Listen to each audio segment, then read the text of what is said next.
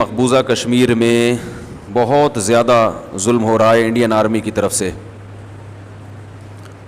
مسلسل لوگوں کے میسیجز بھی آ رہے ہیں, کالز بھی آ رہی ہیں. یہ بات تو ہم مانتے ہیں کہ ہندوستان کی ساری عوام ایک جیسی نہیں ہے. یہ ون مین شو چل رہا ہے. مودی کی حکومت ہے, اسے مسلمانوں سے کوئی ذاتی بغض ہے.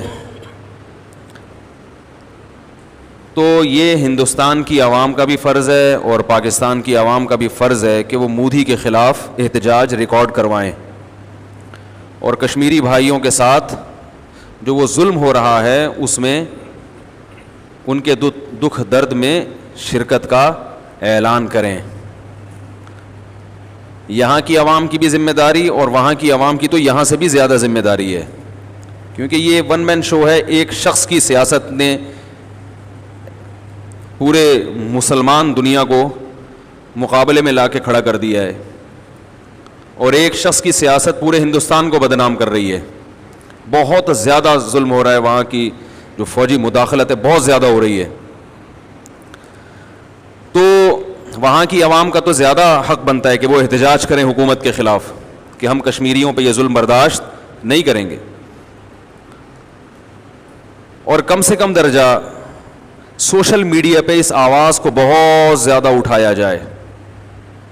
جو ظلم اور بربریت وہاں ہو رہی ہے اس کی تصویروں کو زیادہ سے زیادہ شیئر کیا جائے تاکہ لوگوں کو پتہ تو چلے کم از کم. دعا کی جائے ان کے لیے اور ظالموں کے لیے ہدایت کی دعا کی جائے, اور یہ بھی دعا کی جائے کہ اگر وہ ہدایت کے قابل نہیں ہے تو اللہ ان کو تباہ و برباد کرے. یہ جو کہا جاتا ہے کہ ہمارے نبی نے کبھی کسی کے لیے بد دعا نہیں کی, یہ 100% غلط ہے. ہمارے نبی رحمت للعالمین تھے, اور جو رحمت ہوتا ہے وہ ظالم کی ہلاکت ہی کی دعا کرتا ہے. حتی الامکان تو وہ کوشش کرتا ہے کہ ظالم راہ راست پر آ جائے. اگر ظالم راہ راست پر نہیں آتا تو ظالم کی ہلاکت کی دعا کرنا عین رحمت ہے. اگر آپ اس کی ہلاکت کی دعا نہیں کریں گے تو اس کا مطلب آپ یہ تو برداشت کر رہے ہیں کہ مظلوم پٹتے رہیں اور ظالم کو کچھ بھی نہ ہو. تو یہ جو آج نبی صلی اللہ علیہ وسلم کا ایک تصور پیش کیا گیا ہے نا کہ نہیں کسی کے لیے بد دعا نہیں, سب کے لیے محبت, سب کے لیے نرمی, نا نا نا نا نا نا نا. اسلام ایک دین فطرت ہے, وہ کبھی فطرت کے خلاف بات نہیں کرتا. دیکھیے نبی صلی اللہ علیہ وسلم نے ایک جاسوس کو پکڑا جنگ کے دوران. بھائی اس کو صحیح کر دو اللہ کا واسطہ یار, مائک کی آواز کم ہوتی ہے تو مجھے چیخنا پڑتا ہے, پھر سارا وہ دماغ کم استعمال ہوتا ہے, زبان زیادہ استعمال ہوتی ہے. ابھی ہے کوئی اندر گھسا ہوا ہے, کوئی بندہ ہے اندر؟ چلو اپنا ہی آدمی ہے. تو نبی صلی اللہ علیہ وسلم نے ایک جاسوس کو پکڑا, جاسوسی کرنے آیا ہوا تھا. آپ نے اس کو پکڑ کے حکم دیا اس کی گردن اڑا دو. ظاہر ہے جاسوس کی تو یہی سزا ہے, یہاں کے راز فاش کرے گا, نقصان پہنچائے گا اپنے ساتھیوں کو. وہ بڑا گڑ گڑانے لگا, رونے لگا, مجھے معاف کر دیں, میری 6 بیٹیاں ہیں, بیٹیوں کا واسطہ دینے لگا, وہ یتیم ہو جائیں گی, کیا بنے گا ان کا. آپ صلی اللہ علیہ وسلم نے اسے چھوڑ دیا. کچھ دنوں بعد دوبارہ پکڑا گیا, وہ کمبخت دوبارہ گرفتار ہو گیا. وہی کہا, حالانکہ نبی نے تو احسان کر کے چھوڑا تھا, دوبارہ آ گیا. تو آپ صلی اللہ علیہ وسلم نے حکم دیا اڑا دو اس کی گردن. پھر رونے لگا کہ آپ تو رحمت ہیں, میری 6 بیٹیاں ہیں. اس دفعہ آپ نے ترس نہیں کھایا بلکہ فرمایا لا یلدغ المؤمن من جوہر مرتین, مومن ایک سوراخ سے 2 دفعہ نہیں ڈسا جاتا. سمجھ میں آ رہی ہے کچھ کہ نہیں آ رہی ہے؟ مومن ایک سوراخ سے 2 دفعہ, تبھی کہتے ہیں نہ اپنے آپ کو اتنا میٹھا بناؤ کہ ہر ایک نگل لے, نہ اتنا کڑوا بناؤ کہ لوگ تھوکنا شروع کر دیں. اعتدال کی راہ, ایک دفعہ چھوڑ دیا, ایک دفعہ معاف کر دیا. دوبارہ اگر آپ صلی اللہ علیہ وسلم اس کو معاف کرتے تو یہ اپنے ساتھیوں کے ساتھ زیادتی تھی. کس کے ساتھ زیادتی تھی؟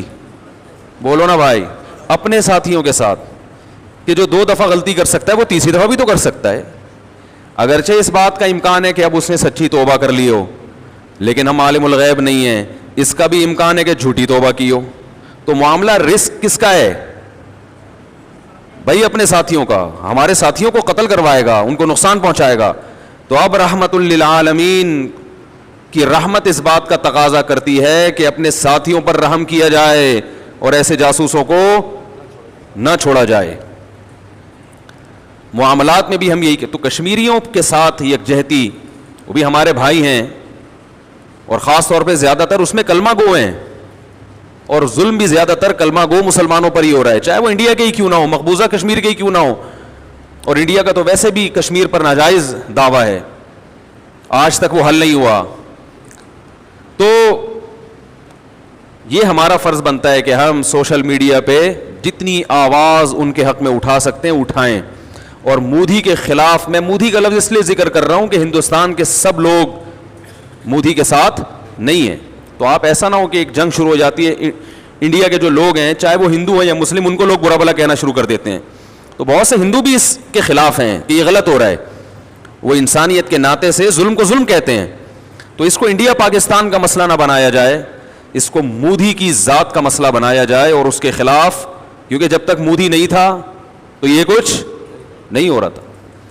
تو ہماری ذمہ داری بنتی ہے کہ ہم اس کو زیادہ سے زیادہ اس میڈیا کو اٹھائیں. حکمرانوں کی ذمہ داری ہے کہ بین الاقوامی عدالت میں مسئلہ اٹھائیں اور ہم سے جو ان کے دفاع میں ہو سکتا ہے ہم وہ کام کریں, اور ظالم کے لیے ہم بد دعا بھی کریں. قنوت نازلہ کا اگر کوئی اہتمام کرتا ہے جس میں مودی کا نام لے کر اس کے لیے بد دعا کی جاتی ہے, تو یہ بھی نبی صلی اللہ علیہ وسلم کی سنت ہے کہ جب ظالم کا ظلم حد سے بڑھتا تھا تو آپ صلی اللہ علیہ وسلم فجر کی نماز میں اس کے لیے بد دعا کا اہتمام فرمائیں.